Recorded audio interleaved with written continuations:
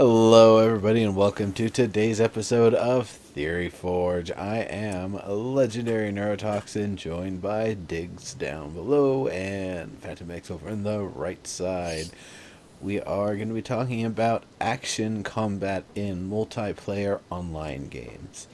And what we're talking about here is well, actually, let's kind of each make sure that we're all kind of on the same page with this.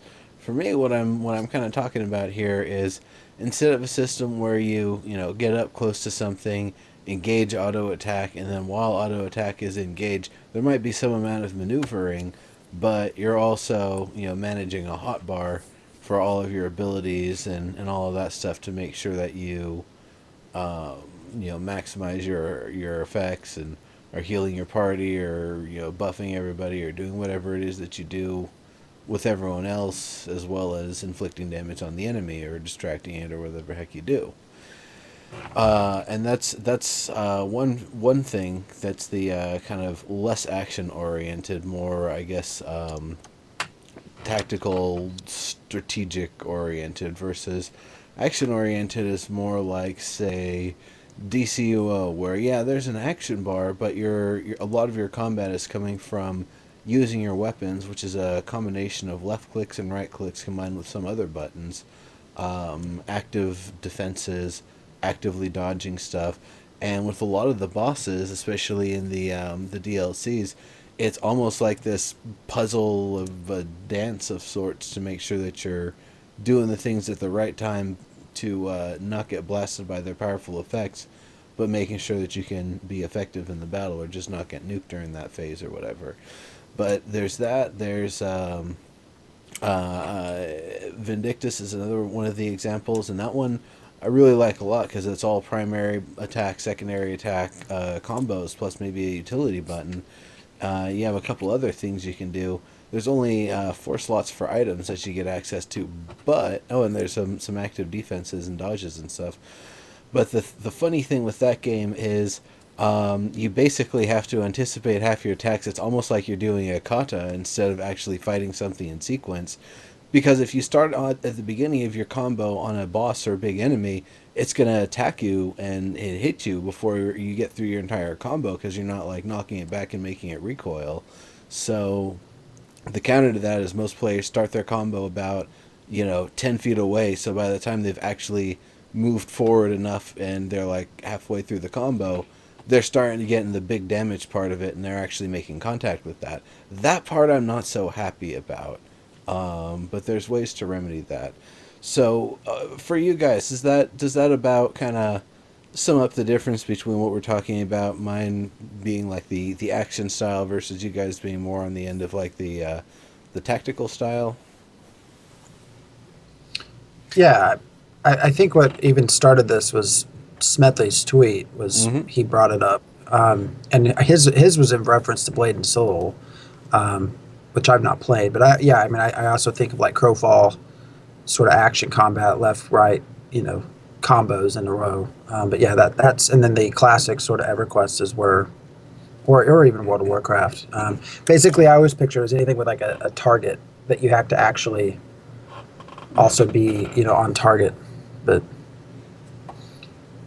I think yeah. the issue is what type of game are you wanting to play, which is why I always ask, are you talking about an MMO and it's just generic, or are you talking about an MMORPG?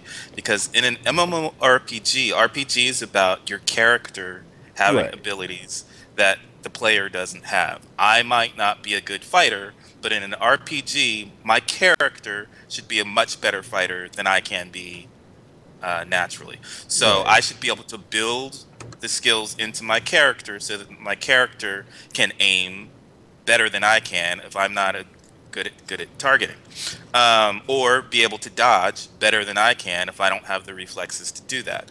So that's kind of also the difference between focusing on the role playing aspects more than focusing on the game. And I play RPGs not because I'm interested in playing a great game. I'm interested in the role playing. So I'm not really interested in the player skills at all. I want to be involved in my character. I want to feel like my character. If my character is supposed to be good at dodging, I should be able to build a character that's good at dodging, um, and then build a different character that's good at hitting. My archer should be better at accuracy and hitting a target than I might be as a player. If we're talking about an RPG, if you're talking about some other kind of game, possibly an FPS, then sure, let's go Well, into all the different combos and all that stuff. So there has to be enough time in an RPG, if you're role playing, to be able to choose the abilities that you want. So one of the things that we don't want is just to be able to do a bunch of button mashing like you can do in a lot of these games that have combos and just anything kind of happen. And right, that's what these right. long hot bars finally became. You could face roll them, and abilities would just go off, and you would win. But if you do that, then you might win against enemies. But when you try that against a player or something that actually has some amount of intelligence, they're going to see that, oh, this guy isn't trying to debuff me. He isn't trying to knock me down, even though he's got a knockdown. He's just doing raw damage and trying to poison me or whatever. Well, I can deal with that. But actually, I've got to say, in terms of the role playing and for me the immersion factor, it's a bigger deal for me. I get a much bigger connection with my character when the actions that they take respond one for one with the actions that I'm providing. So when I left click and they do that first swing, it swings they make that attack. It makes contact with the enemy. A little blood splatter comes off the enemy. A little damage number. I know I'm ready to click again. That feels good to me. That's a very satisfying gameplay. For me, walking up to something and engaging in some form of auto attack, that bores me. That actually disengages me from gameplay. That's probably one of the reasons I didn't like League of Legends that much. Because it's like, you engage auto attack and then you're mashing your abilities and trying to pace around. That's boring. That's not for me. But it is for other people, and Right, different styles. but you're a gamer. You play all kinds of different kind of games, so it's you are more interested in the game aspects than the role playing, I would say, because I see you play a variety of different games, uh, several a day. Yeah. Whereas I'm playing the same game. I'm playing an RPG type game, 40 hours a Well, week. okay, no, Um, not and not a multiplayer game, but I did play an RPG based game recently. I played through Dex, which is a cyberpunk game, and I definitely role played it. The way I played it is the same way. right, right, You, but I'm saying you're a gamer first because you game. That's what you do. You play a variety of different types of games, and I'm a role player first. So it's about my character, and it's not so much about the game. So I don't necessarily care about the combo mechanics and all that. I'm not really an advocate of auto attack. Um, I like the action combat that's in Neverwinter Online. Um, that felt pretty okay. That did come with those target reticles and whatnot that a lot of people don't like, but I liked it, and I think I like what I saw EverQuest Next was kind of advocating. So I'm all for because it's come on, you look at vanilla EverQuest, and you could take a nap in between those swings. Um, so I mean, we need some time. We need There to have was enough time. managing. There was No, managing. There was managing mana. You only had 8 spells. You had to make sure you had what you wanted. You couldn't sit down I'm and just saying it relearn. was slow. Um, Well, it was it's almost slow. it's yeah. That's what I'm saying. You could fall asleep in between. You hit click and then you But there lay. was a lot more to it too. You had specific classes. This is a debuffer. This is our dedicated healer. This is the Yeah, no, I'm enchanter to just talking slow. about the speed. Yeah, so we need all of that stuff because it's an RPG. So you need all of that stuff. We just need it to be action paced because um, turn based See, MMO is is kind of boring. See, I'm not sure that I'm thinking of it in necessarily the same way. When I think of an action-based, I'm thinking the combat system of a Crowfall, of Blade and Soul, where you have the X in your screen, you have to line up, and you have a lot of mouse clicks rather than key clicks. Is that that's more what I think of as action combat. yeah? So, I mean, I feel But like it's but it's and the even with that, there's a lot of like having to press buttons that are off left click, right click. You have like tab, I think Yeah. 1, 2, 3, 4, ZX. Built around the yeah, down around the WSAD keys. Yeah. Yeah, I don't I'm care not- about any of that. I feel like, I mean, definitely seems like that's where everything's going. I feel like that's an attempt to grab a MOBA crowd rather than anything else. I mean, the genre. I mean, there's a lot of cool games coming out, but it's stagnant. So how do you try to, how do you try to get more people into what you're doing while they're trying to pull action-based combat in? I think that will get just as boring as regular previous combat. I mean, I don't think that's the answer to necessarily making the leap forward. I also feel like a Yeah, lot of when it's more people. When Go I ahead. think of action combat, I don't think about the controls really at all. I think about what my character's doing, the Pace. speed of my character acting. So you're So- thinking pace. Pace and yeah, that comes along with me having my a dodge in Neverwinter Online. Like a rogue would have a dodge. I think the mages had like a dash instead of a dodge. The warrior had a shield protection thing instead of a dodge. I think it was all the same key. But different characters had different ways of reacting to that. So for me, it's about getting my character. When I think of action combat, I think of my characters acting and actively targeting. That might be with the help of target reticles, but at a faster pace than turn-based or even the slower pace that we saw in WoW and EverQuest. And I don't have a problem moving towards that, but I'm not interested in doing combos. I mean, because I'm not Because trying that's to where play a lot, a game. a lot of, it seems like there's two different, it's sort of dividing two different ways. You have a lot of these older style games, Saga and Pantheon, that are kind of still based in what EverQuest and even World of Warcraft were. And then you see all these Western games coming over that are very much, well, Blade and Soulish. I mean, I saw Eastern something games that, coming to the West? Eastern sorry, games. that's what I meant, yeah. Yeah. I saw, I forget what it was. Bill Murphy posted something. Can't say what beta I got into. Then post a link to the video that, and it's another type. I mean, combos and action based sort of combat, and I think that'll get very old very quick myself. But in terms of an MMORPG, I'm not in. I don't like going that direction.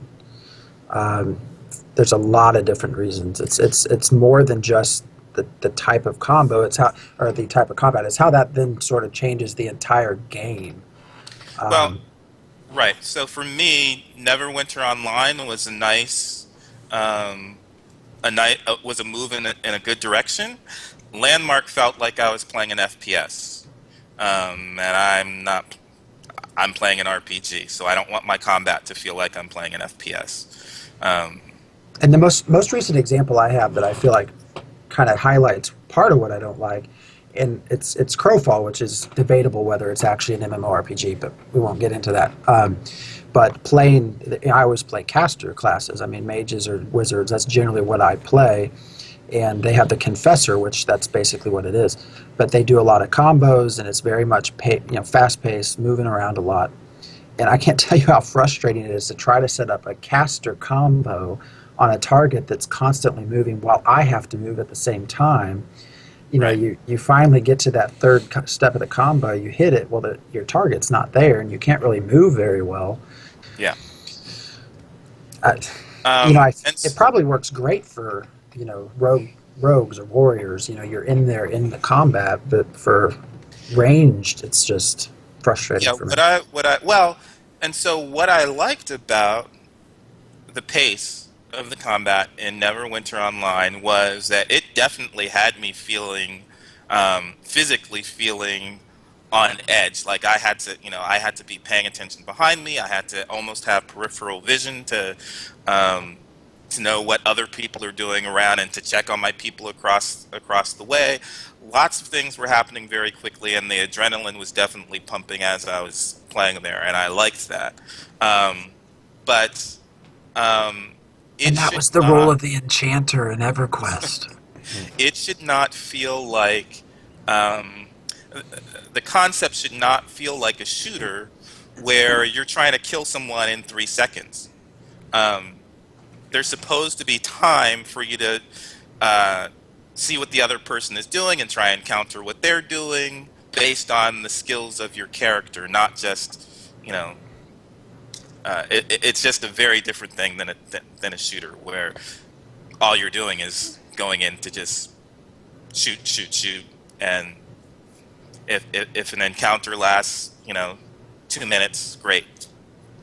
I think encounters and battles are supposed to last longer than that. Yeah, I mean, I agree with that. I don't really like I didn't really kind of like the fast pace of the encounters in Landmark either. But at the same time, if it went for a long time, it's because the latency was, really manifesting at that moment, and it was really hard to just make contact in general. If they had cleaned up the latency and balanced even the first pass of combat in terms of like the pacing a lot better, it actually would have been a lot more fun, and I don't think it would have felt like nearly as first person shootery, first third person. But the with all of this stuff though, the action combat, this actually reminds me of something that I wrote up maybe about 8 or 9 years ago. I probably still have it in a notebook somewhere. Basically, the idea is something that kind of bridges the gap between like full action mode and something kind of in between. And what I think of as the easiest comparison is being your captain of your ship or whatever in EVE Online, where you're issuing commands to your ship, and that's how the actions are being taken, versus something more like Elite Dangerous, where you're actually manually piloting, and if you have anybody on board, you're manually issuing commands to them, like shoot that way, or swap out this for that in the engine or something because it's damaged. So it's a little bit of a different sort of thing, but the idea is if I could have gone back to EVE Online and played it with like real piloting and actually been able to utilize that instead of it just being this automatic issue command stuff, I would have been 10 times as deadly. I would have been, you come right into the game, you're going to be a lot deadlier than anybody else because you can go to places and do things that are outside the commands. But kind of taking that back to the idea of So hold on, I'm gonna go ahead. let me finish. So Well, that was a long let run. me I'll let let you me finish if you weren't finished. Go ahead. bringing it back to the idea of an RPG where you're actually on your feet, not flying around in spaceships in space. The idea would be, instead of having to manually left click and right click your combos, you would preload your combos and maybe have those on an F key or something else. So when you get close to an enemy, you'll press that, and you might have a bit of control of some sort, but it will go through that sequence as precisely as possible for you. That doesn't mean that an action player won't potentially, be at a disadvantage because they can't, combo everything as quickly. Then the other thing would be, really it'd almost be more of a logic programming thing, is programming in your if-thens, like, you're 3 steps into the combo, they block or dodge it, then what do you do? Do you actually have a different combo that you manually press a button for, or do you have that combo actually programmed to branch off a different way and keep doing a different sequence? So it might be a little bit less, action oriented, but more of a tactical sort of thing. But what it does is it gives people a lot more of a way to kind of bridge that gap. So you would be able to, either manually or, getting the help from someone else. Maybe they'll just send you their, combo pack or whatever, so you don't even have That's to never worry a good about it. idea. No, it wouldn't, like, not a file or whatever, but No, going to someone else for help is not the answer. And that's the same thing, Sug. It drives me crazy. PvPers say this all the time. Oh, if you're not good at PvP, just get good PvPers to come help. yeah, Help. no, I'm No, not. no.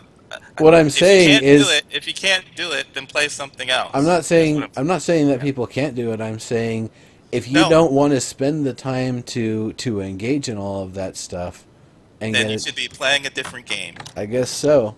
But that's kind of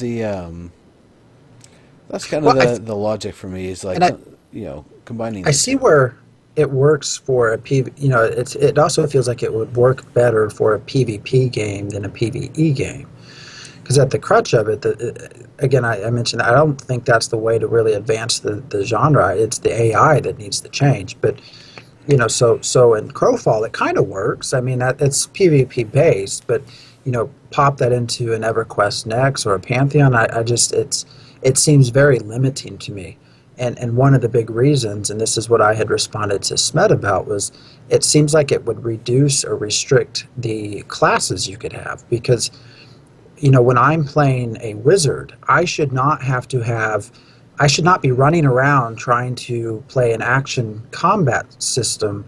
I should be sitting back and the action And part should building be, up your mana and yeah, building up your power so you the can finally action, let loose that big power beast. correct. The action part for me should be running my ass out of there if something's coming after me. That's where the action should be, not actually in the combat, but the retreat.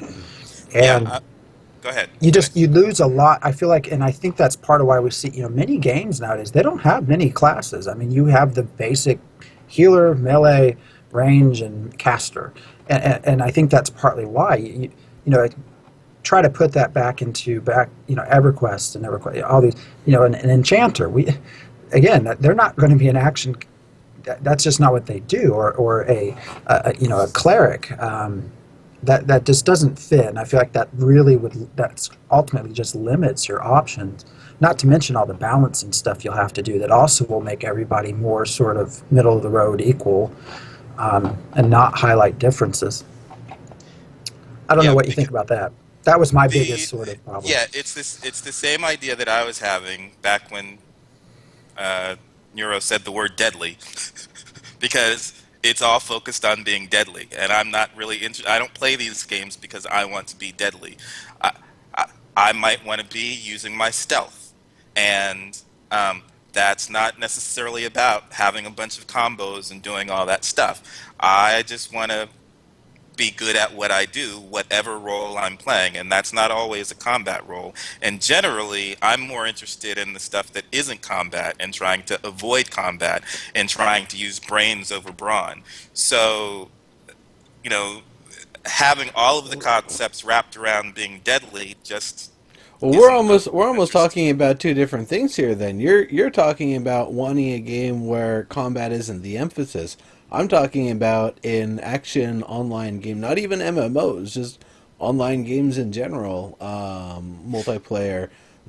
You know, when it comes to combat, Well, no, um, but that depends on what style of game it is and why the people are there to play. If the focus of the game is on combat, like it is in an FPS, then yeah, have everything super actiony. But that's not the focus of an RPG. That's why I always say, are we talking about MMOs or are we talking about MMORPGs? well, then Because now this here's the whole question: paradigm is going to be different.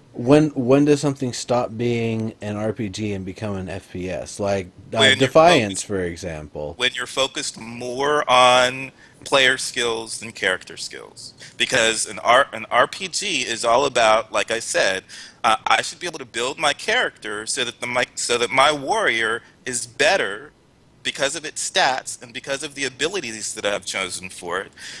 All of those things, and there should be a variety among a wide range of warriors who play the warrior different. But because of all the choices that I've made, that warrior should be better at attacking people and hitting people than I am myself as a player. Its skills should be better than mine. Um, and so once you become so reliant on player skill that the character skills don't really matter, that's not really an RPG. In terms of PvP, there might be a higher emphasis on the player skill, but for PvE in Defiance, by the time you're about level 500 and it goes up to 5,000, You should not have a level 5 you in an by RPG. the time once again, it's 5,000. It's not like level 1 through 60 sort of thing where 60 is the top. It's more like, you know, you can get through the entire storyline and probably be, you know, under 1,500. It's just through the amount of time that you've played and how much you've progressed and built up your character. I That's how much I that, you know, never you I never played Defiance. I mean, what kind of classes How many classes are there? There aren't necessarily classes so much as that there's 4 different overdrive abilities that you can select, and you have to kind of build up to them and branch out from them, and eventually you can unlock more than one and switch between. Maybe not necessarily on the fly, but it takes a few seconds in between. But it's So 4. yeah, it's 4, but then beyond that, it's so much of what weapon you're actually using or what kind of weapon you want to use, or maybe you don't even want to use a weapon, you just want to use your vehicle and try to get mowing kills, because that's definitely valid too. So it's mostly like your weapon's going to have a primary and a secondary. The secondary is generally just zooming in. You got a dodge roll. You'll heal over time's kind of got like a halo shield, and grenades and a couple other consumable So items. could everyone heal? Yeah, everybody automatically heals over time, and then there's other abilities you can get that can make it.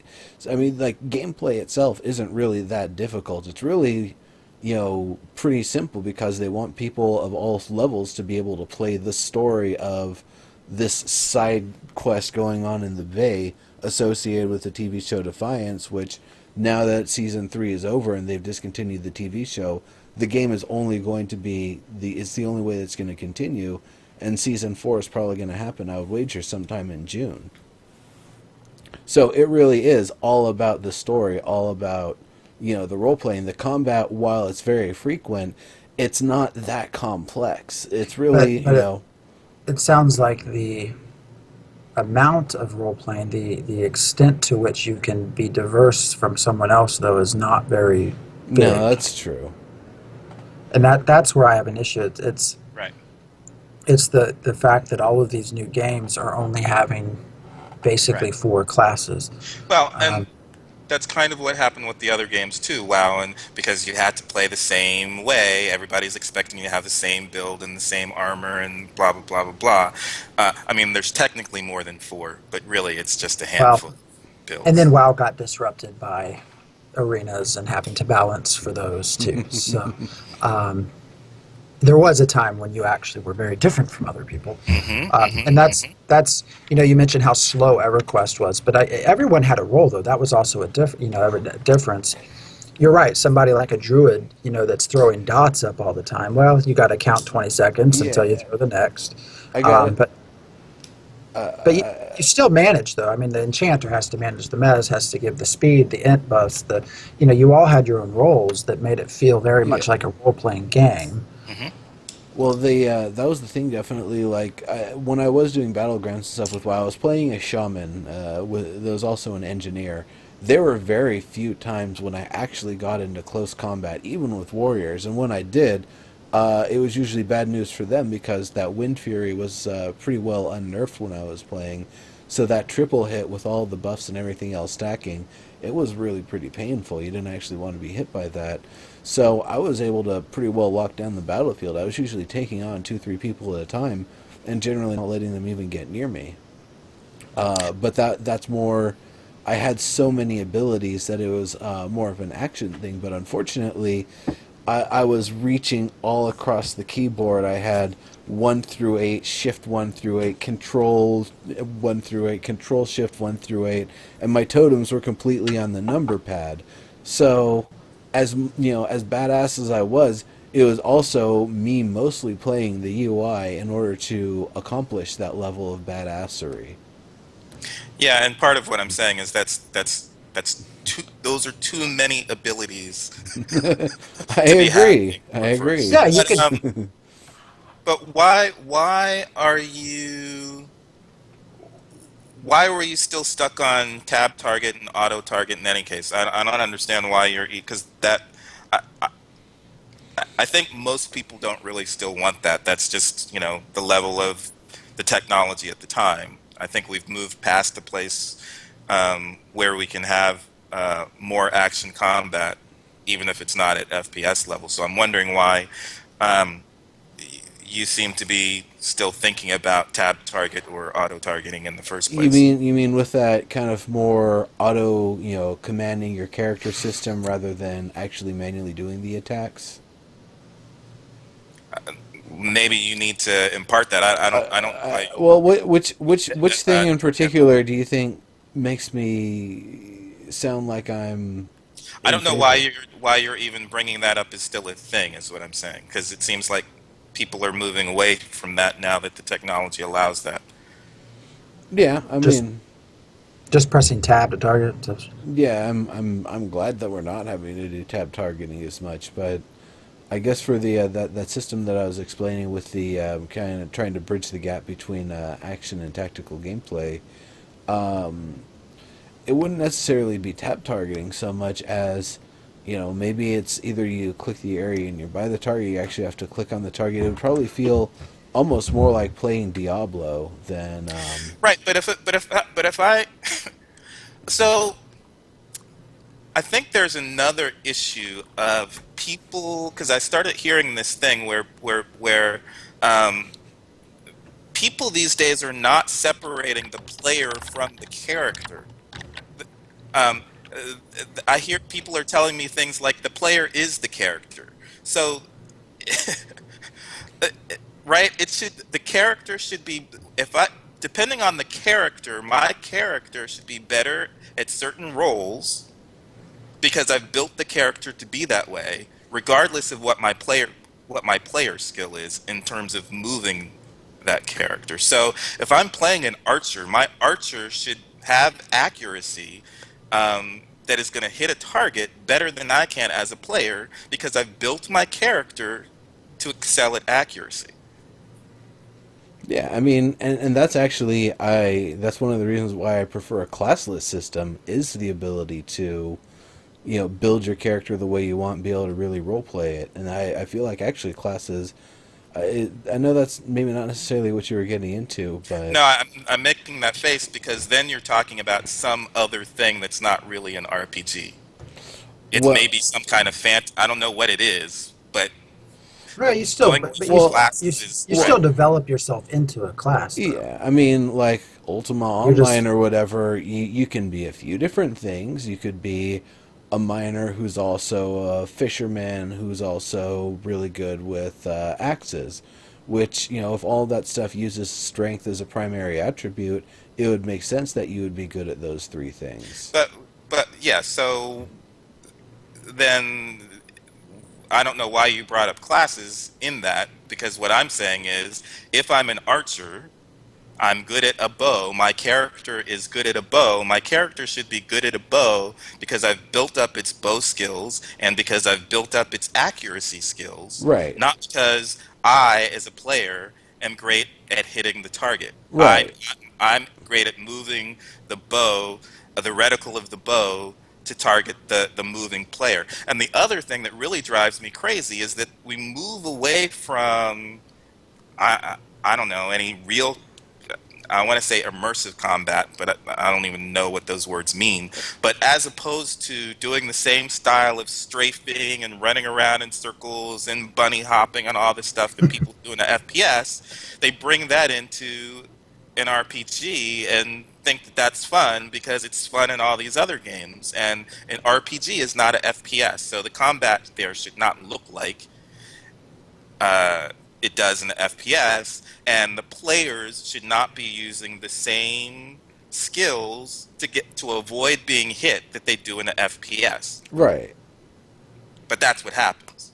immersive combat. Yeah, no, I Yeah, mean, what Life is Feudal does that, if I'm not mistaken. That their system is not only do you get your character better at something by actually doing that, but you actually get better at doing that as a player by understanding. Well, if I wait until this moment and I try to hit with like the sweet spot at the end of the blade rather than hitting in the middle, I'll be more effective. And it'll be a combination of your character trying to execute on that and you as a player trying to help your character execute on that. But Yeah. you're only going to get that way because you actually used a sword and you got the wood swords out and practiced with your buddies and that sort of thing. see, my other problem with that though is if it comes down to someone having better latency than me, and that's the reason they're better. To me, that's a problem within the combat system. Um, I'm just a little bit slower in my connection, so I just missed. and this person hit me. I have no idea how. That's another thing. Latency is a big problem, and the best I can really say on that is by the end of the year we're going to have 2.4 gigabyte per second transfer rate SSDs. The internet's ready for a level up here in the next couple of years, so hopefully game companies are going to be on that first and foremost. I still think immersive combat. I'm imagining you playing a game, Diggs, and somebody hits you with a club, and you have have a little stick behind you that just knocks you in the back of the head, or like a little pin that jabs you in the side, just so you can feel a little twinge We of should be pain. totally VR, totally VR. No, yeah. I mean, I don't know how. I just don't have a word. I don't like the word immersive. I just didn't have a word to describe what I mean, as opposed to people doing the strafing and running around in circles and the bunny hopping and all that stuff. Going to play a game. I could see me as a kid going into my room to play a game, coming out and like having a little blood coming off my temple, and mom being, "What the hell happened?" I don't know. I just walked into the tavern, and the next thing I know, So you're saying like, yes, like cinematic but realistic, not completely bonkers like Unreal Tournament or Quake rocket jumping sort of I'm action. talking Landmark specifically. Okay, Landmark in particular. That well, I mean, I agree with you. Like the bunny hopping stuff, I didn't really enjoy that at all. That was one of the things that ruined it for me. I liked the weapon swapping. I liked the idea that you give up a little bit of power by switching from the sword to the bow and the bow to the staff. A little bit of that defense, but you gain more offense and different range considerations. So that to me was a lot of fun. But in terms of the actual role playing aspect of it, there really was none. Well, You weren't protecting anybody from but anything. There weren't even creatures for a while. You but what know. what I mean by that is not from the. It's not really about role playing. It's that people were playing combat in Landmark like we used to play when we were playing. Uh, Arena games. Yeah. no, network. NetMech. I'm trying to do the long version. We called it NetMech, but Mech Warrior 2, the network version, where you get your mech and you start strafing in circles around your enemy, and everybody's strafing in circles trying to do that around each other, because you don't want to stand still and shoot. You can't stand still and shoot. So what do? The technique is to run circles around the person. That shouldn't be happening in a role-playing game. That's great for an FPS if you want, or some arena if that's what you want, but that shouldn't be the phenomenon that we're seeing in a role-playing game, I don't think. I don't know. I mean, if I think of like That's actually why I'm saying playing. it's not immersive. You don't see that kind of combat when people have knives and magic. They don't start running around in circles with their axe. I mean, if you're talking about that, yeah, I mean, like every first-person shooter, I always complain, like, if I've got a knife and I'm behind somebody, I'm not going to swing at the air. I'm going to grab them from their face and, stab my knife into some weak point in the armor until they're dead. That's what you're supposed to do in those situations, but no FPS does that. I think a couple of them you have, like, the automatic throat slit or whatever, and that's kind of cool. That's at least a little bit better. But if you don't, if you're coming up on them, they're reloading their gun, you're in front of them, you're not going to grab them by the shoulder and jab it right in their throat. That just doesn't Well, happen. and I have to say, so I say KOA Reckoning is my favorite single-player MMO RPG, but in that game, because it felt like I was playing WoW just by myself. But it was much better in the sense that I felt more like my character more like a fantasy character than in any other game. And I did crazy stuff that I would never do in most other games because I'm a Care Bear and I don't really like killing stuff. But my rogue the animation for that, if I wanted to slit somebody's throat, one of the animations is to jump on their back, wrap your legs around them, and literally slit their throat, and blood would splatter everywhere. That was awesome. Yeah, that's great. Because it felt like my character was doing something, and I could get immersed in that style, even though Now, but that Right. almost gets into the realm of like quick time events in combat. Like if you're doing that in PvP and you sneak that on somebody, should they get an option based on their state and how strong they are and their awareness and stuff, where maybe they get to press the space bar and get one opportunity to buck you off or like stop the blade and throw you on the ground or something like that.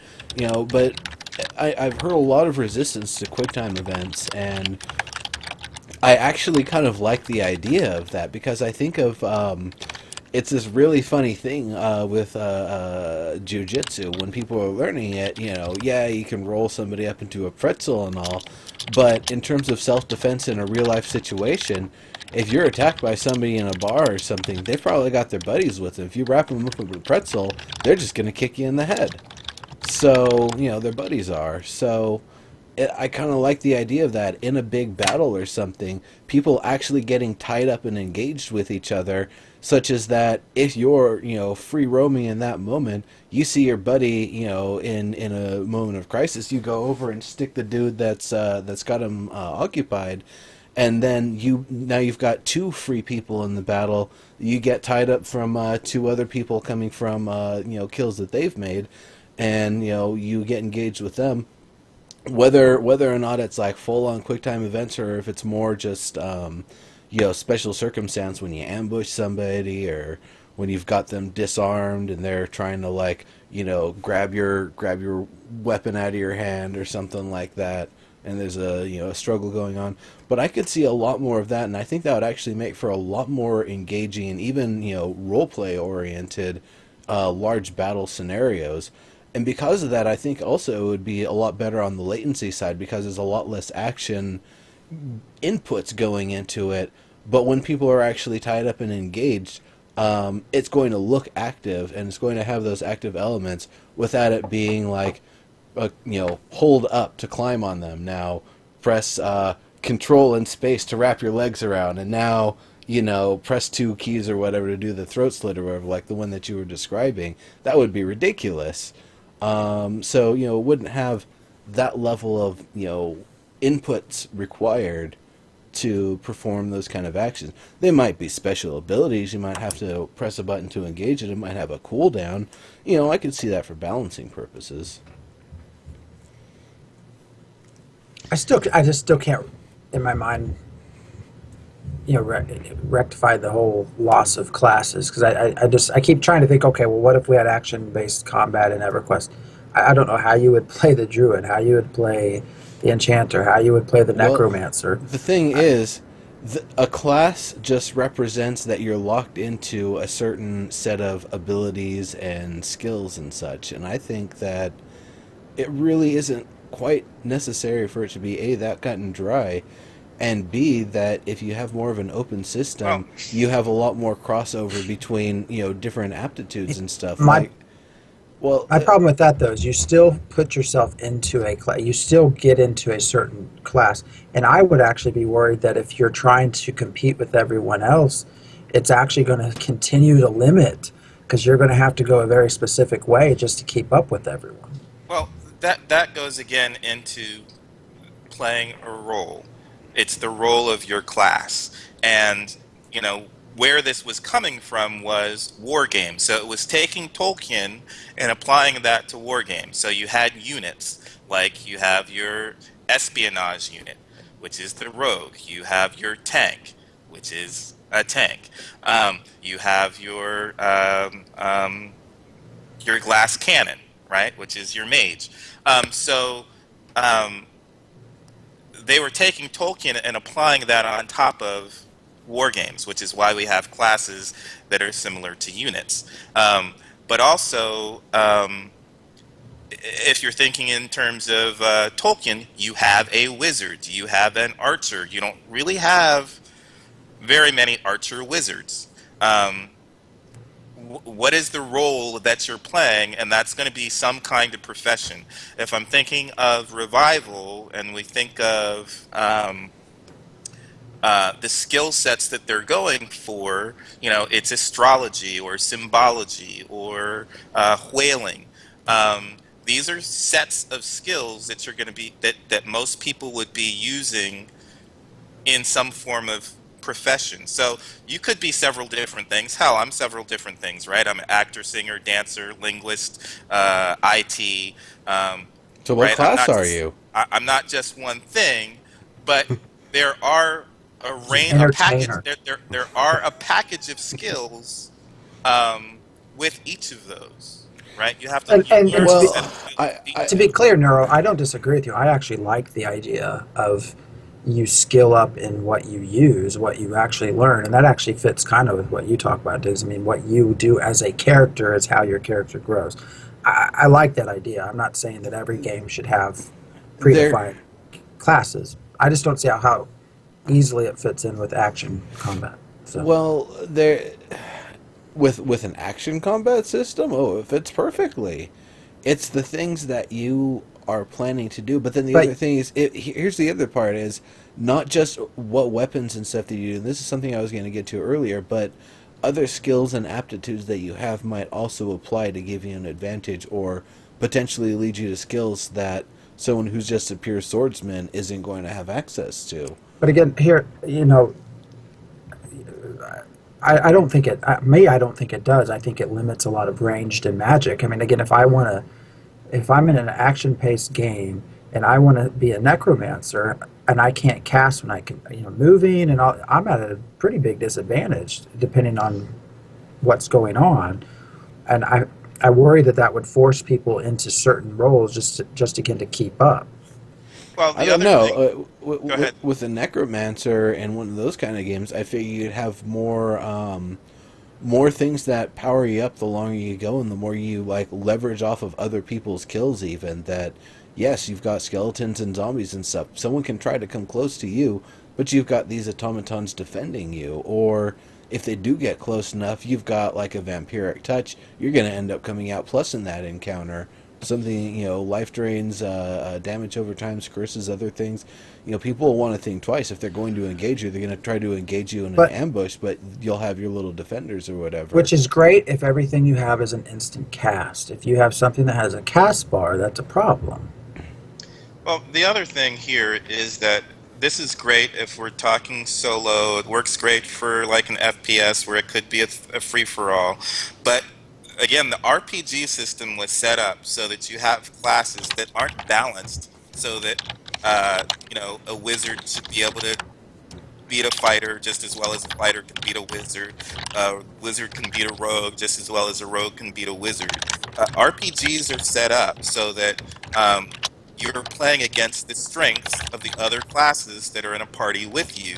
Those are the roles that you're playing with, and you can rely on your knowledge of those roles so that as a party you work together to help each other's strengths and weaknesses. You can't do that if everybody's just doing whatever the hell they want to.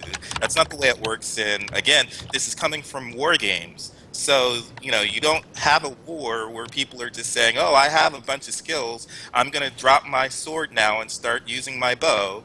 Or I'm going to drop my bow and, start casting this. That's not the way it works. You can't do that with everybody. You have to know what each person's role is so that you can rely on them when you need them. In a regimented, disciplined, soldierly situation like that, yeah, sure, but a general adventurer needs to be able to do everything to some extent. But that should be so. What I'm saying is that it's not that you completely do away with classes so that everybody just does whatever the hell they want. You have the system open enough so that the people who want to be a master of all trades can do that. Okay. So And that's I mean, I go ahead because I'm so going to move on to again, revival in a second. Go ahead. with the classes again. Also, I feel like there's now this thought that everybody that plays a game has to be in combat. That's not how RPGs were made. Right. Not every single part of your group needs to be fighting and hitting and kicking and doing things. That is not how they were developed. Now that's where everything's going. Well, they But actually kind of were, and then we hit a sweet spot where you could move away, but we did start with Well, just Mage Wizard. again, You know, yeah, but your debuffer, your buffer, the healer that was just dedicated healing. Not everyone had to smash someone's face, and I feel like again, that gets lost. If I Yeah. want to be an enchanter and sit back and give you speed to your attacks and slow the enemies and mesmerize some an ad that comes, but that I'm going to be forced to actually be in combat now. It takes away Melee, from melee, that. melee. You mean? Yeah, Yeah. Mhm. yeah. Well, yeah, even more There's than no that. support class. Where's the support class in that system? I mean, there's definitely things that can be done to kind of reinstate that sort of thing. I could see like a paladin class that has an ability where they can pick one person in their party, put a bubble on them. That person really can't be harmed until the paladin gets taken down. That's definitely one thing that's like, okay, wizard, now you have carte blanche to smack these guys because I'm just gonna be shield tanking, and they can't kill you till they kill me. I could definitely see that sort of stuff where it's maybe almost the melee fighters that actually need to be the supports rather than the people behind the lines. Other things that could be potentially a part of it is getting more involvement of range, more involvement of environment. If I'm an ice wizard, I'm going to put a big old sheet of spiky ice crystals in front of me before I start casting anything else. So something that wants to charge after me is going to think twice about it. Maybe with the contingency that I can stop the spell I'm casting and just, But send and an a ice player shard would at do it. that. But what a player would do that. But is the AI at a place where they would learn that I think it's possible. for a PVE system? I think it is possible. I think it's just that a lot of effort often doesn't really go into what abilities and what defenses and counters and trying to assess an opponent and respond to it. That really doesn't go into the NPC AI most of the time. Most of the time, it's just this, this basic formulaic thing that they just slap on everything to have as few scripts as possible to run as many things as possible. It's just a matter of programming efficiency and trying to make things work within the rules of the game without adding other things that could potentially break the rules of the game, require them to go back Well, and fix it. I think the problem that we're seeing, and this is what we were hoping we would get to see with earlier than now with EverQuest Next, is the potential of voxels to allow us to do. And this is why we need to move more towards action combat, is so that you can do, like you said, if I'm an ice wizard, I can throw down an ice wall, or like we saw in the demo at the last SOE Live, freeze the ground, and then It's easier that to breaks shatter. open. Yeah, yeah. All of those things, and the AI has to be able to respond to those differences in the environment. And I think that's the struggle that Daybreak has been having, is to get AI to in real time react to all that stuff. Because we saw the crappy AI that they had in Landmark wasn't good enough to handle those things very well. The AI in Um, handcrafted single player games is still pretty bad too. I mean, it's not just MMOs here. no, no, no. But I'm saying we do have to have the AI advance so that we can have all this. But revival, what I'm looking forward to with revival combat is that we have a variety of stances, we have a variety of techniques, um, and I think it's a variety of stances within each technique, and then those and each person can develop their own style. So as we're doing combat in revival, we'll have to be paying more attention to some of the stuff that you're saying. What stance is that other person doing? What technique is that person using? And what stances and techniques do I know that can counter that? And so I think it's going to be great that we're going to have that level of agency and control. But the pace of it has to be slow enough that we're able to recognize what the other person is doing and respond to it. But yeah, if we could, there's lots of things that we can change up, I think, and I think where everybody does kind of want to move towards is a blend of character and player skills.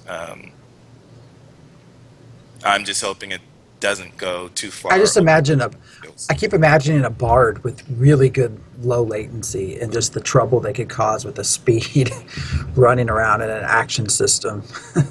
um, Well, assuming you're playing in an action system where a bard has a speed up ability. well, a bard should. Maybe the speed is more of like a coordination speed, like your buddies can dual wield twice as effectively, and you're attacking and blocking twice as much, and that sort of stuff. Not so much that you physically move faster, so much as you've got better control of your limbs. That sort of being able to move more methodically faster. I can Yeah. see that. That would make more sense. Like fully like getting hasted. I see that as like your replacement for mounts in group travel, or if it's something where instead of all getting mounted up, you travel that way so you can ambush people real quickly. That's also being a active support class, which I don't know if that makes much sense. Um, Well, I mean, I play medic and engineer pretty frequently when I'm playing PlanetSide 2, and yeah, I still have a gun. That's kind of the thing with that is every role you still have. It's not like PlanetSide 1 where you can just load up as a complete pacifist and not have any weapons on you. PlanetSide 2, you always have a primary and a secondary weapon, so you can't go out and not be deadly. It just so happens that if you're the medic, you can also revive people and heal people. And if it just so happens that you're going out there and all you're doing is healing and reviving people, I mean, that's a huge support role, but of course, you're getting up close to do that. That's not like, a cleric sitting back and channeling a heal. And when we talk about, like, channeling a big spell or whatever, actually, again, I go back to Vindictus on that because the caster Eevee, actually, that was how her spells worked. You would hold right click and it would kind of channel from 0 to 1, 1 to 2, 2 to 3, and there would be 3 different spells you could pick at each one. Once you're at that level, you pick that spell, release, and it does, it fires that spell. So it was a really easy system to access a whole lot of spells with basically left and right click. The channeling it felt balanced because you were able to kind of get out of dodge for a moment if you've got buddies with you, or if you're about to be hit by a real big boss, you put up your shield, it puts up this giant bubble, you get bounced around, you get some distance from that. That gives you the opportunity to channel up and blast something at them. So it's partially that the pace that channeling spells, in an action system actually goes would need to be increased. That you don't sit there for 30 seconds channeling some giant spell that you're going to cast. That things take 3 to 5 seconds or whatever to channel, and you have more control over aiming, or you've got it loaded up and now you can launch it whenever, sort of thing. That makes a little bit more sense for an action system to me than like spending 10 seconds channeling the biggest fireball in the world that the warlocks can do on WoW or whatever. Which also in PvP, that one was funny because once again, engineer, I had the fire reflect trinket up most of the time. So when they would cast that giant 10-second fireball, I'd send it back at them, and they'd mostly kill themselves for me.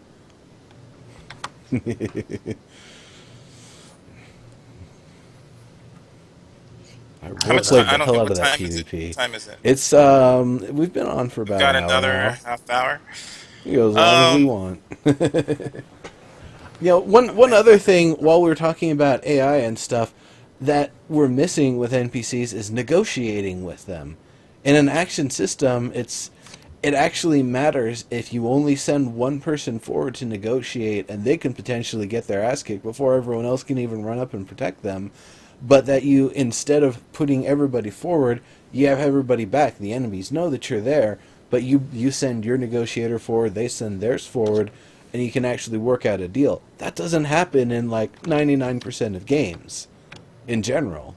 well, yeah, because and that's been one of my issues for what 16 years now. Because once, well, 14 years. Once third edition especially came out, third edition D&D, they really opened up the skills so that there were wider range. And I usually picked the charisma skills, diplomacy, intimidation, bribery, I think there's one more, but I would use those to bypass combat all the time. Yeah, that's great stuff. I mean, if you can convince somebody to give you the thing rather than having to fight them for it, that's always better. And It, actually, again, that's what I'm looking forward to with Revival. Since we don't have permadeath, we can come back from the realm of the dead. One of the systems for player versus player combat is politics, and you can assassinate their reputation. So there are things that you can do to a character while they're offline or online. You don't have to wait for them to come online to get revenge for them killing you. You can use brains over bronze and get them later. So that's one of the things I'm definitely looking forward to there too. Other ways, like you said, to have player versus player conflict that isn't necessarily about physical combat. yeah. But I mean, for the context of an action system, like the idea that instead of everybody just walking up, or you pull the one stupid guy that's going to run up first, like that doesn't even make sense. Like why a pack would just kind of separate themselves rather than them firing back with ranged weapons and standing their ground, or finding cover and waiting till Well, you yeah, get but closer. all of that is just the limit of the of the tech at the time and the coding. That's just It's not really a limit anymore. We can fix that. that's what I'm saying. Well, it's not like it's an easy thing that's going to happen overnight, which is why it's taken so many years for us to start seeing any of it. But yeah, well, I mean, I've seen some cool things. Versu is a kind of choose your own adventure type game where the AI is making different decisions based on their emotional ranges and their goals at the time in real time, also interacting with what you're doing as well. But translating that into graphics and an online RPG is probably going to take a while. But yeah, that's in EverQuest you're wailing on a bunch of people and somebody's just standing guard right next to you, and if you're out of their range, they're looking right at you, but they don't really see Yeah, line of sight's another thing that many times I'm just like, come on, are you kidding me? Or it's like, oh gee, hey guys, we can just sneak right by these dudes. If you just hug this wall, they're looking right at us, but we're not within their detect range. They you. Yeah, they they gotta smell us too. That yeah. Or I and it's not even that they should be able to see you. It's that they should be able to hear us. I loved line of sight and World of Warcraft. I mean, when I played really back in vanillas, when I did PvP, I had the time and the stupidity to try to rise to the Grand Marshal rank um, for PvP. I actually got, I think, 4 ranks away, but before they completely changed that system. But I used to just sit up on um, Alderac Valley, right there, because the Alliance always lost. And I would sit up on the mountain as the horde would come around the bend. It was like a choke hole, it was a choke point, and just cast Blizzard and slow them down. It was great until someone snuck up from behind me and shanked me or something. Um, I, I I mean, some of the I like the idea of blending action with older systems. I don't want to feel limited by the combat. I don't want to feel limited within my role within a group, or forced into a certain style just because otherwise there's absolutely no way to compete or help the group. Right. Yeah, I agree, and actually that's where I feel like skills beyond just what you know with that weapon should really play in. Like if somebody's a tailor or an armor smith or whatever, and that you're coming across really heavily armored opponents, not only could you potentially see that there's only two weak straps that really hold on all of that heavy armor, and that breaking even one of them will make things awkward. Breaking both of them, that armor comes off. then you actually can communicate to the rest of the people, and for a short-term period, they all get a special ability, which is targeting the buckles on that armor. That's the sort of thing I think would be really, really good with it. You would have a better aptitude than them at that specific task. But for that encounter, everybody knows, hey, if we hit them right there in that area, we can potentially, disable that armor, and they'll just be standing there with this giant hunk of metal kind of weighing them down, trying to, awkwardly defend or whatever, and we can just kick them over.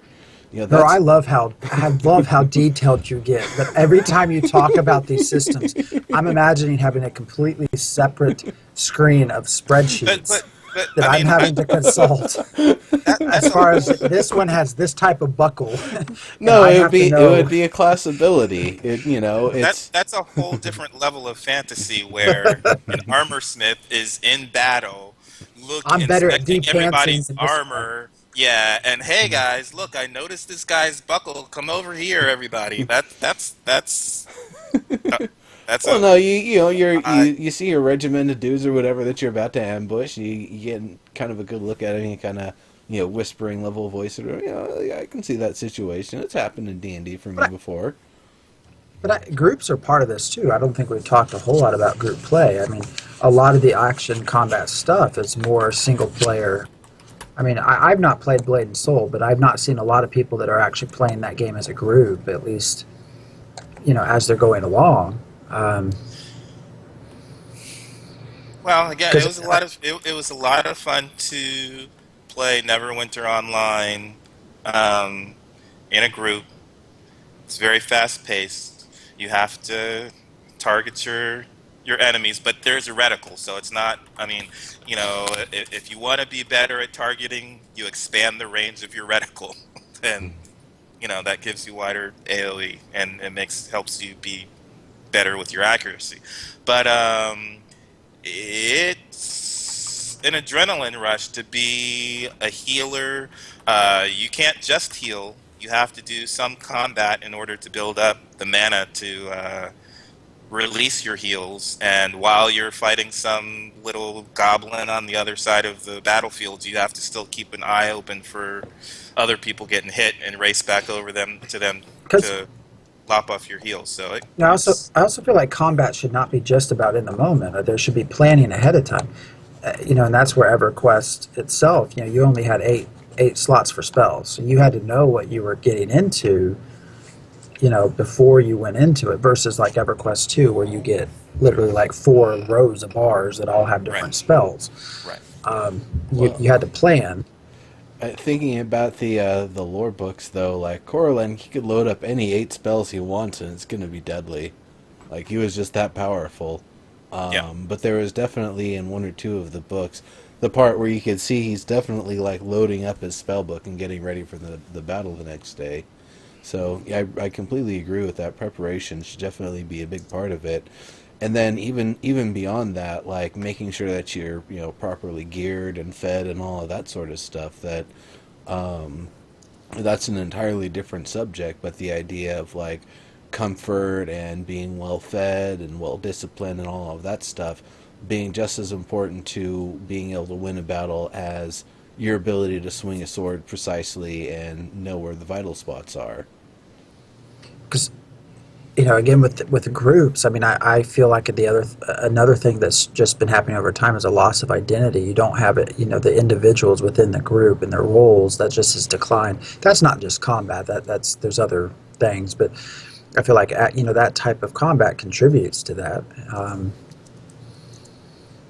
Not having distinguished roles. Everyone can do everything. Well, I can heal. I can, even vanilla WoW. I mean, you had to have specific groups, to sap or to do whatever to provide crowd control. I mean, those are just things that are kind of slowly going away. I don't know if that's because people find it boring. I mean, I don't think it's boring. It requires planning. It's not just a steamroll right through. You just made me think of like, one of the early Final Fantasy 1 parties I did as a kid is like, well, why don't I just load up 4 red mages because they can basically use plate armor and swords and all the magic and do everything. And you know what? It's not a bad party. But at the end of the day, they are really limited because there's a lot of stuff they lose out on, a lot of equipment you can't use, you can't get the highest level spells, some other stuff. But, yeah, no, I completely agree. And, there was something else I was going to get off into a tangent on. I was going to be about, morale and that sort of stuff, and how it like applies in Darkest Dungeon, for example. But I think we're going to be waiting for the Darkest Dungeon discussion for like another week or two. Are we? Are we? I don't know. I don't know. Who's playing? Are you playing? You're playing? I'm pretty familiar with it. Okay. I have it. I have not touched it. My brother basically figured it out. He uses, I think, a Crusader and a Vestal basically to keep the light up and the healing up and stress down, and a couple other classes that basically support that. And it's got them all slotted in such a way that even if they get moved out of place, he's still not completely SOL. Keeps his light up, keeps his health up, keeps his stress down. Same people that he just brought in, he can bring in the next time, doesn't have any downtime. So, complete, 180-degree night and day difference from Omva's style of keep it dark, run those people through the grinder, they're going to die. Yeah. And don't bring food. And don't bring food. Screw an ounce of prevention. Yeah, I just figured out today. I just had my first long battle and had my Crusader. I just figured out, a couple hours ago, the Crusader can de-stress everybody during camps. That worked really well. Came out with everybody with less stress than they had going in. Yep. So now I've got to go back and start really trying that. I haven't figured out how to maximize the Vestal yet in terms of healing, but I did that with the Occultist is really doing a lot of crits right now. So, so we're planning to have. I'm going to be kind of talking about that tomorrow on Revival Cast, but more so about the madness aspects. It's very Cthulhu-esque. And I want to know how that might translate over to Revival. We have to have a Darkest Dungeon discussion. That would be great. I'm telling you, Saga's not here because he's playing right now, I bet. Or sleeping because he played all day. There was a looking for LFR looking for raid.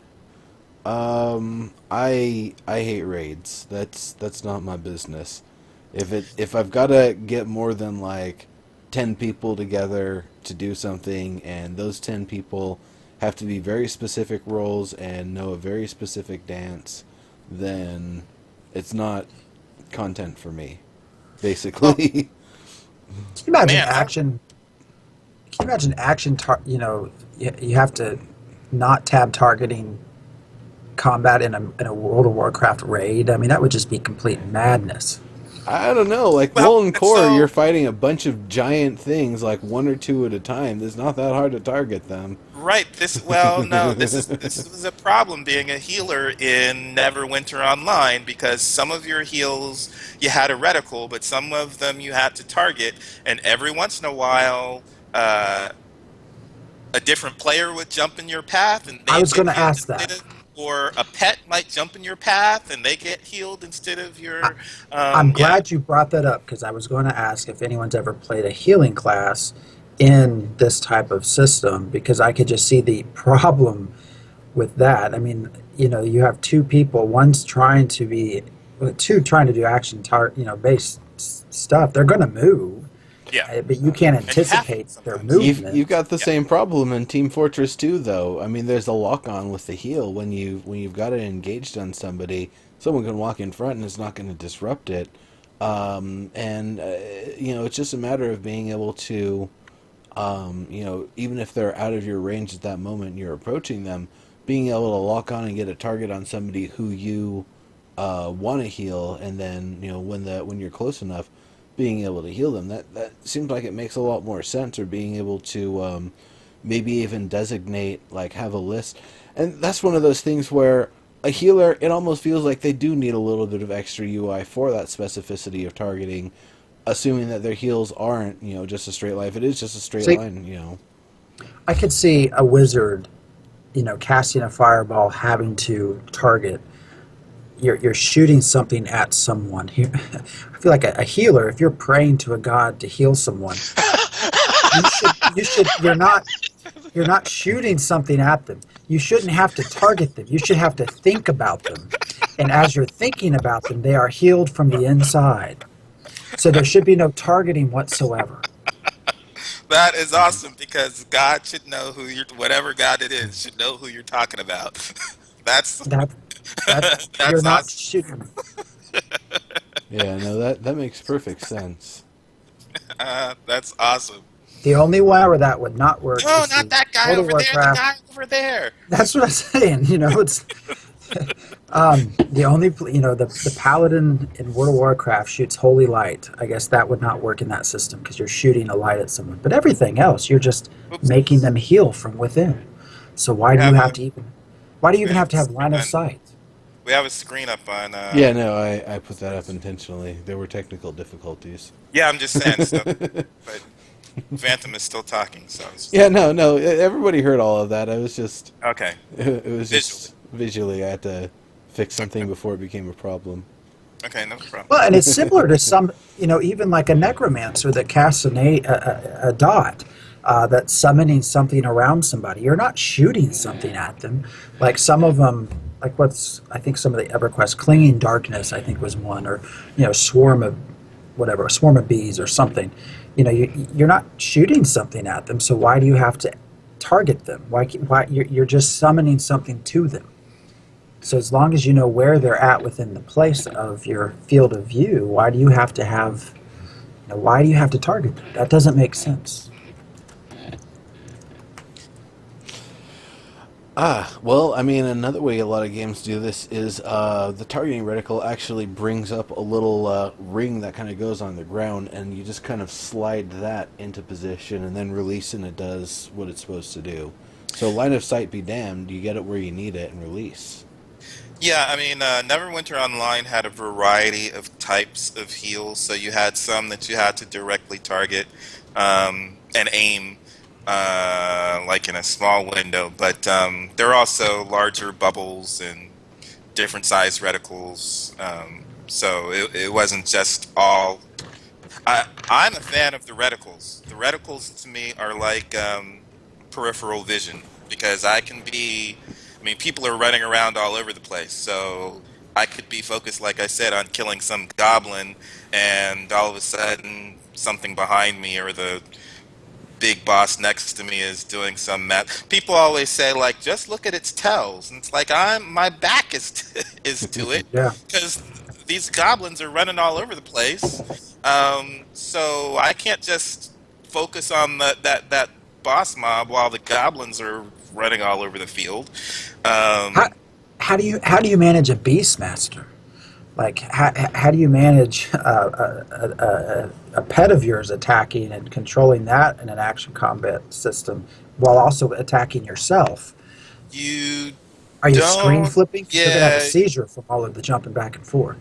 yeah. I think you didn't manage it too much. You summoned it for in Neverwinter Online. I think you summoned it, and the AI pretty much did it. You weren't just constantly um, giving it too many commands. I think there might have been a few states that you could move it into, but um, it's you send it out, and the animal's kind of gonna know bite, or it's got a limited range of stuff it's gonna do. Well, yeah, I mean, and then with that, I could see, even more to it, either having it automatically follow whatever, thing that you're targeting. You shoot something, it runs after it, or something where you specifically spot it and say, what command you want it to do. So if you want it to like grab the thing by the ankle and try to slow it down so you can get a clean shot, it'll do that. Or if you want it to just try to, go for the throat and go for heavy damage, it'll try. It might not succeed, but it'll try until it does, or until it's been damaged and runs back to you. Yeah. And I don't then, know. oh man, then the other thing not just pets like that, but then I also think about like horses and mounts and stuff like that, and when you're riding them versus not riding them, um, a lot of stuff like that. A lot of room for Once again, it comes down to AI and the ability to what you can do with that AI, and what kind of commands are actually offered. Yeah, I mean that just has me feeling like I'd be even more of a Care Bear once we have mounts and all that kind of stuff getting in, because you know I don't want to be on a battlefield where there's dead animal carcasses everywhere. Better than live animal carcasses. Well, at least you could steal that. What, zombie carcass? Well, if they're alive. Yeah. So there was the one question. I think we kind of answered it in chat, but um, why haven't massively cooperative games been a thing yet? We have these MMO games that strongly focus strongly on team versus team. Why have we not seen an MMO that focuses on cooperative There play? is one, right? Isn't there? Who's the guy that's doing the one where there's no PvP? We've had him on a couple of times on Theory Yeah, 4. Tim, Saga Listening. Yeah, yeah. Um, but I don't. Uh, gamers want to compete.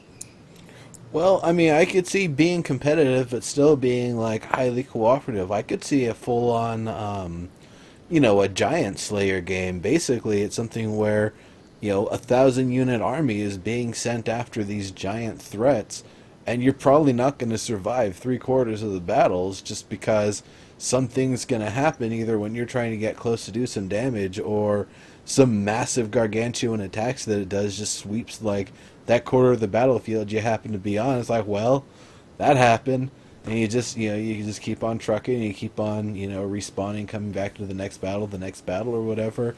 But it's all about trying to take that thing down.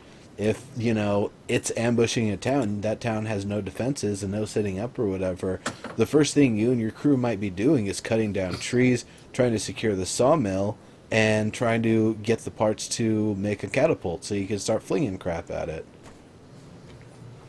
The question kind of confused me because I actually see most MMORPGs as cooperative. Yeah. You're in a group to reach a goal. There's still competitiveness within guilds. First to do this, first to do that. Well, But I think there's a lot of focus on PvP in a variety of ways, and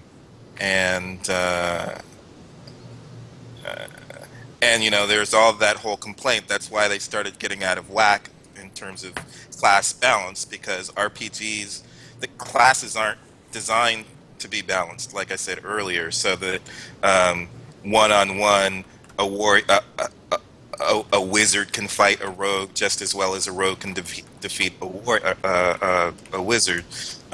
They have their strengths and weaknesses that they're supposed to, so that you play off those roles and rely on each other in a cooperative system. But too many people were in PvP and complaining that it's not fair that my wizard gets taken out by a rogue in 2 hits. So they try and make that balance, and that's one of the problems that we've been having altogether with the genre. But if he didn't have stealth, that wizard would take that rogue out in 2 hits. That's kind of the contrast.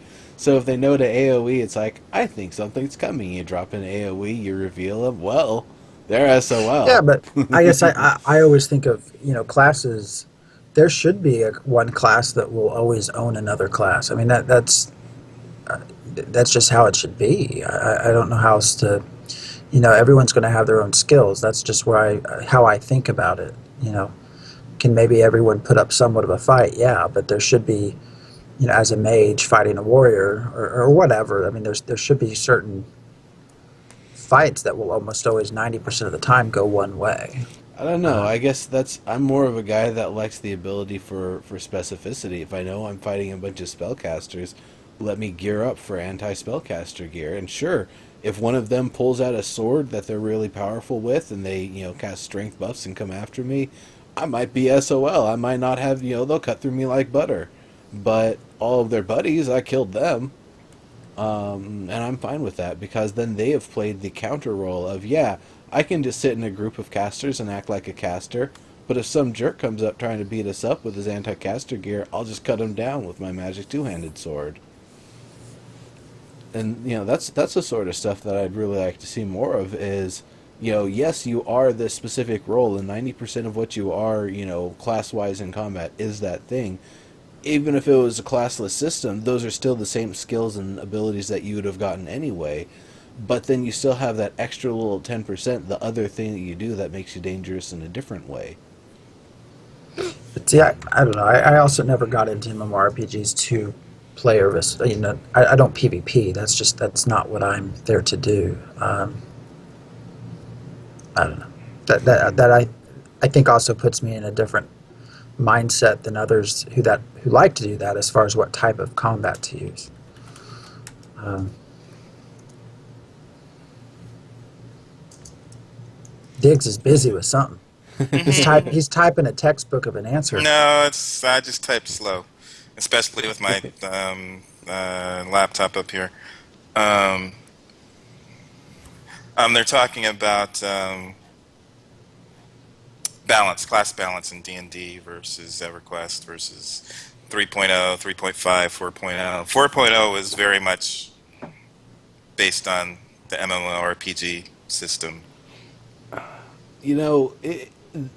Second edition, Wizards felt like they just got screwed in so many ways. Not only can you only roll 1d4 for health plus constitution bonus, you only wear the weakest armor. You get your mage armor, but that definitely has to be active before you start getting hit.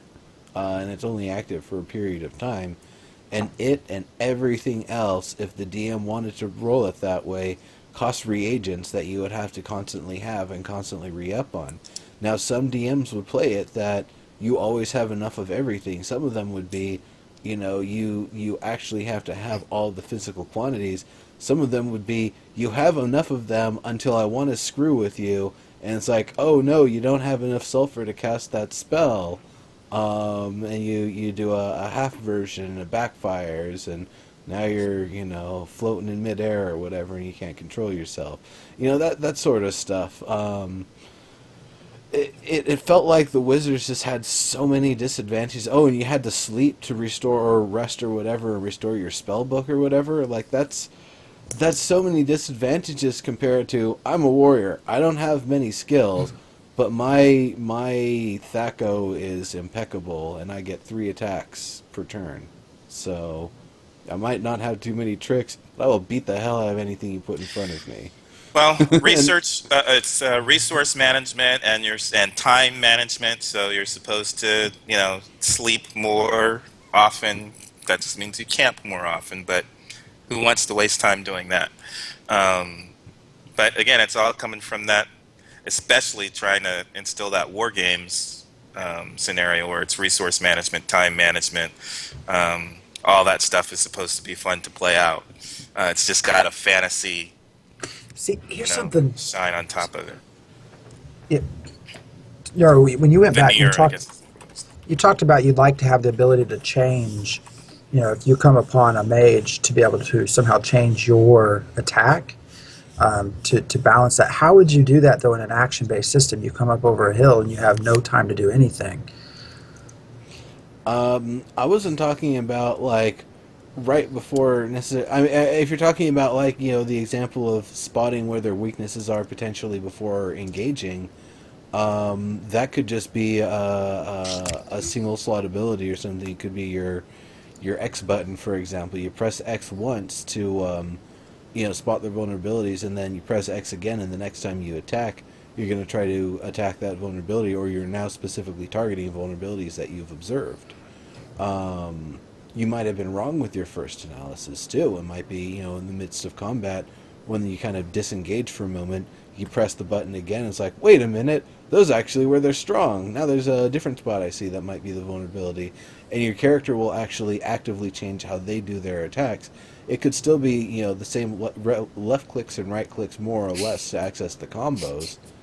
But, depending on, it's more giving context to why they want to swing it one way or another, why they want to go for you know, that attack versus that attack versus that attack versus that attack versus all the other various attacks that you could use in that situation and try to hit them in a specific way. So that would be one, is something where it actually does, you know, in the heat of combat, give you the ability to, or right before you fight somebody, you know, take a good look. That's almost like a con rating sort of thing. Like, you know, you spot something ahead of time, you look, it's like, that thing's really tough. It's got armor that my weapons probably aren't going to penetrate. I don't see any vulnerabilities. That's probably a bad idea. And actually putting a con rating like that in an action system would be amazing. Well, again, one of the things that you're going to have to think we're going to have to think about in Revival is that it's not just an instant equip and unequip. It takes time to swap out your weapons and your gear. So, you know, there's encumbrance to think about. Do you have, can you carry everything that you need with you into battle to switch like that? What does it really take in order to cast those spells? And can you carry everything that you need in addition to carrying a sword and a shield or a bow and a quiver of arrows? Like, how much can you carry and still be effective? You know, is that going to do you drop everything, and then if you drop Actually, everything on the ground, then you've got to bend down and pick it up, and that's going to take I time. have seen that in some games, and I think even some movies where the character has their kind of travel pack. They'll drop it when it's time to fight, and you know, potentially, you know, retrieve their weapon from it if it isn't already on them or in hand, and then yeah, go back to it afterward. Of course, that's, you know, it's really easy prey for bandits. So it's the sort Yeah, of but thing that if you're part of, gonna do that, you're gonna want to kind of stand close to it. yeah, but I'm saying that's when we have instant drops and instant equipping. In Revival, it's going to take time to swap out weapons and everything. So it's not just going to be instant swap, instant swap. You're going to have to think about what you're using. Do you have enough time to pick it back up? And all Yeah, that and stuff. that's definitely another thing. Is actually most games, it's, you know, you actually you don't even put the weapon back and then draw the next weapon. It's just the weapon that was in your hand just disappeared and you're drawing the next weapon. Yeah. I would actually like to see actually having to drop the weapon. That's actually something I've wanted to see in first person shooters for a while. Is that you actually have to, you know, you choose whether you put that magazine back on your, you know, back in the belt or whatever, or you drop that magazine on the ground. Because if you drop it on the ground and you don't recover it, the next time you go to the ammo station to reload, you're not going to be able to fill up as many magazines. You're not going to be able to bring as much ammo because you left a magazine on the ground. Or Vandal Savage finds it and then just completely does away with the time, this timeline. It's a great show.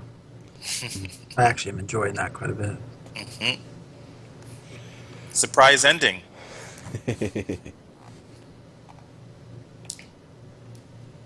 Wonderful. No, yeah, I'm looking forward to it. I think it's just it's taking some time to make these changes, but I'm glad that I'm glad that I've heard designers who were thinking about making the kinds of changes that you're talking to, and I think it should be pretty okay as long as we don't fall too far over into the FPS side of player skill. For RPGs. Yeah, and I think another thing that really helps with all of this is if we're talking about like fantasy, for example, or even sci-fi, the fact that you don't have to use real life realistic margins that, you know, you'll hit somebody with the sword once and they're potentially dead, with more magical equipment and that sort of stuff. It might make sense, like the fact that you don't just grab somebody and keep on stabbing them until they're dead might just be because your armor and their armor are both magical, and when they get too close together for too long, they just start to get uncomfortable and automatically repel each other. So you can't actually even do that, and that's why you kind of always have to stand at arm's length from other people when you're fighting them, rather than, sometimes a little bit more realistic to just grab somebody and kill them in a Or, game. you don't want to be so close that you catch their madness disease. That too, or any other Is that, sort of stuff. I want a class to make them go crazy and mad. You're sitting in the shadows and you're slowly making them. We're They're trying to we're going to be talking about that tomorrow on the Revival Cast. trying to they're trying to, you can do it anywhere. They're trying to craft and they get so close to making this shield and then all of a sudden at the end for some reason it fails and they don't know why, so they try again and it fails harder, and then they try to switch up what they're doing, but it still doesn't work, and then slowly the character just goes crazy because it's too late. They realize, oh, someone's messing with me, but it's too late to stop it. And then your group partners come in and just chop them down at the knees. This is one of the madness in Darkest Dungeon is one of the things that I love, because when they go mad, you'll try and heal one of the characters and they'll be like, no, I'm going to wallow in my blood rage. Go heal somebody else. You're like, what? Like, come on. Yeah, You're well, about to die. No, no, no. in a system with friendly fire, I swear I had him targeted. Why did it hit him? Why did it heal the other person? It's just not working. My character's not working, and then you just that would be just a fun class to play. I don't know. That it reminds me of that same panic I had when the first time I got hit by blind in EverQuest and your screen goes black. You're like, what? Or you get controlled by the necromancer and your character starts running away, and I'm like pressing on the back button to try and get it turned around as fast as possible. Come back, come back, come back now. All those kinds of things. I'm looking forward to seeing how that's going to work, where you're trying to get your character to do something, but it's just either saying something differently or just not responding the way you'd hoped, because it's crazy. That actually really reminds me of Depression Quest. When you start that game, you see 4 or 5 options usually on each page, but you can only pick 1 or 2 of them. Why? Because that's what you would do if you're depressed. There's other things you can do, but you only, have the limited options because that's all you really actually feel like doing at that time. It's actually a really good game. But that's exactly what I think of with it, is like, you go too crazy or whatever, you're not going to even think doing something or another is a good idea, even if it's the thing you need to do. It's like when people are climbing and they start to get that altitude sickness or whatever and start going a little nuts and not really thinking rationally, and die at the peak of a mountain because they did something stupid. But it's like, I'm just gonna take my clothes off for a moment or whatever. Nope, you're dead. I mean, that would be awesome for making people go mad. They do, all of a sudden they look up, they've lost their shoulder pads. Well, what the hell happened to my shoulder pads? It'd just be such a fun class to play. There in chat, that goes back to the divine heal. Why do you have to touch someone? Mm-hmm. Right. God should just heal. Your God you're praying to should just heal them. You don't have to touch them. You don't have to see them. You have to think about there's laying on hands is a thing. Laying on hands is a thing. So if that's the specific one, you should have to touch them, but not all heals, right? Yes. Not all. That's what class would really make people go crazy is telekinetic. If you've got that sort of power, you just make people think they're haunted by poltergeists, like just all sorts of terrible things. You can be following them from a distance, and it's like they don't know that you're looking from a rooftop 5 blocks away. All they know is that you just kind of moved a brick from the top of a loose chimney or whatever that just fell right in front of them, and they're totally freaked out. And you just made me think of another great spell for, I don't even know what to call a class that makes people mad. But you're in combat, they're trying to hit you with some sort of sword, and instead they heal you, even though they clicked the button that says they're supposed to attack you. They healed you. Make them crazy. I want to play that class now. I got to think this through. Madcap is the name of that one thing in Talisman, the Madcap. Dude that changes your alignment. Crazy Quilt is a Flash villain, right? Or is he no? He's a Batman villain. Crazy Quilt. Psychologist is the class that makes you mad. They're the ones that help you. Nice. Well, Nice. They're the ones that you need to heal your madness. See, you could have two class. There's a second class. There's the competing that you would need in your group to combat the people you're fighting because they're driving you mad. So you just have someone in the back of the group that continues to type and talk to them. You're doing great. You just, you know. Apparently, no one's ever been to a therapist. You don't get that joke. Never mind.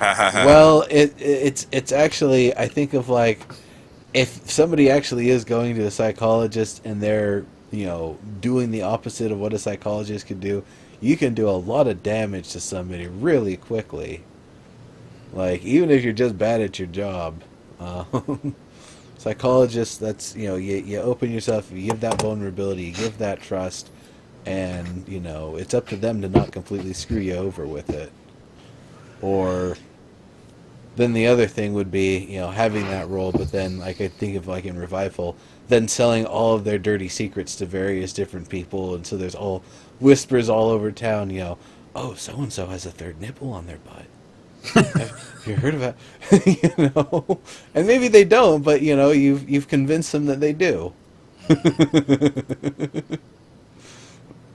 Well, do we have anything else to say? No, I think that's a good one to go out on. Yeah, I was say, do we have anything else to say about Action Combat? I don't. Not at the moment. I'm sure there's more to more that we'll probably want to talk about in the future, but I think we covered quite a bit of stuff here, and had a lot to talk about, a lot of different subjects, a lot of different points, and a lot of different aspects of it. So, good discussion overall, guys. All right.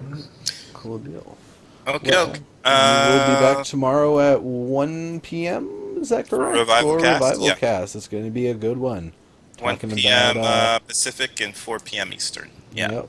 You guys said you were talking about like madness and morale and that sort of stuff, and Darkest Dungeon. Yeah, we have Ombwa from Revival on, and having watched him play Darkest Dungeon, and I'm playing too, I have some questions about how it's very, Darkest Dungeon is very Cthulhu-esque, and I'm wondering how some of those ideas might translate over to Revival, so I'm interested to see what Ombwa thinks about that. And it's funny because I had one question, maybe two, and then just kind of by coincidence, 3 other people were asking questions about madness and directed them to me to ask Ombwa. So we'll just make the focus. Lobby him to make a class for that.